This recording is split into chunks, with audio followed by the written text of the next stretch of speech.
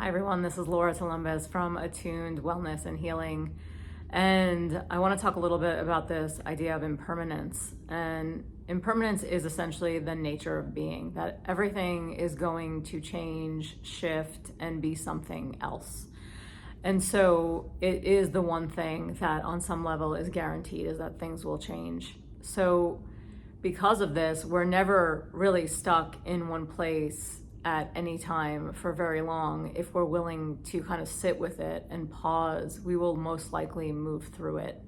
So I want to talk about this in particular in regards to pain, because we have a tendency in this culture and in this society to bypass pain. We're taught on some level that we're supposed to be happy.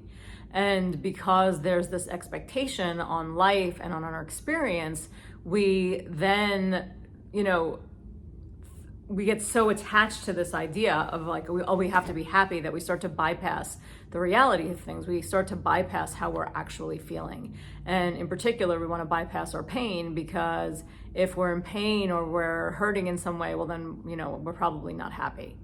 Happy is not a constant state. Contentment might be, ease, peace, ideally would be, but again, all of these things we go back to that conversation we were having about paradox, that more than one thing is going to be true at the same time. And so giving yourself the space to be present to what is actually happening and the experience you're having, and in particular, if you are going through something painful, whether it's physical, mental, or emotional, to sit with it.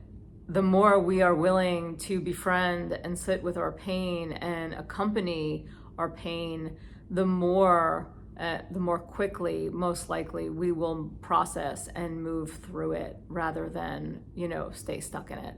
So I invite you to have your experience. I invite you to be honest with yourself and with what you are feeling, and to really not, try to disassociate or bypass the experience you're having.